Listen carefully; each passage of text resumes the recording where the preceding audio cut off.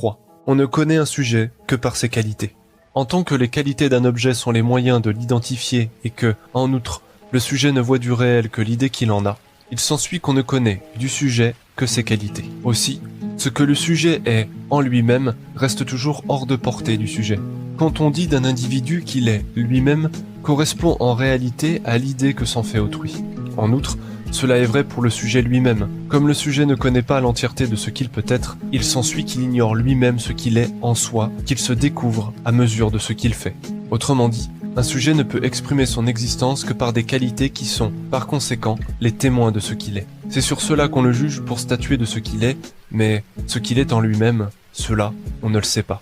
De même, les actions d'un sujet étant majoritairement déterminées par des causes extérieures, il paraît difficile de les identifier à cela précisément qui leur est le plus étranger, c'est-à-dire le sujet. Comme si, en parlant de lui, on désignait autre chose. Il suit de cela que l'on juge toujours les gens improprement. Il est très rare que l'on ait parfaitement raison quand l'on produit un jugement sur un individu. En un mot, de la même façon qu'on ne connaît un objet que par ses phénomènes, de même, on ne connaît un sujet que par ses qualités.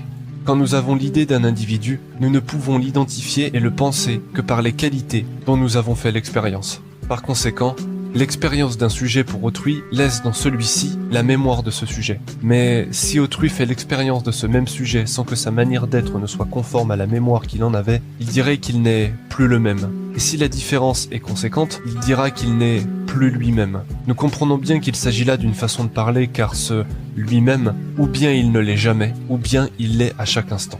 Strictement parlant, le sujet est toujours le même, ce qui a changé, c'est l'idée qu'on se fait de lui.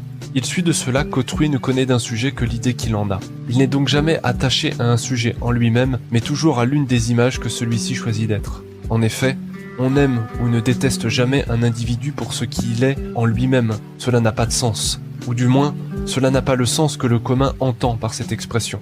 Un sujet contient le meilleur comme le pire. Il choisit d'être l'un ou l'autre. Et c'est cela dont autrui fait l'expérience. Voici bien une question que se posent souvent les amoureux. M'aimerais-tu encore si j'étais ainsi? Si j'étais ceci? Si j'étais cela? Si j'étais autre? Si j'étais gros? Si j'étais pauvre? Si j'étais fou? Si j'étais un monstre? Etc. La réponse est simple, non. Et si l'on veut éviter un claquement de joues et de porte, on peut ajouter ceci. Je t'aime précisément pour la raison que tu as choisi d'être ce que tu es. Et c'est le fait d'être ce que tu es qui est la raison de mon amour pour toi. Il en est de même pour tous les autres sentiments. Il est vrai cependant que, si le sujet change, autrui peut tout de même continuer d'éprouver le même sentiment. C'est que le changement n'est pas suffisant pour faire changer le sentiment qu'il avait à son égard, et cela pour des raisons qui reposent dans la conviction de l'idée d'autrui. S'il l'aime énormément, il peut l'aimer même jusqu'à temps qu'il ne soit plus rien. S'il le hait, il pourra continuer de le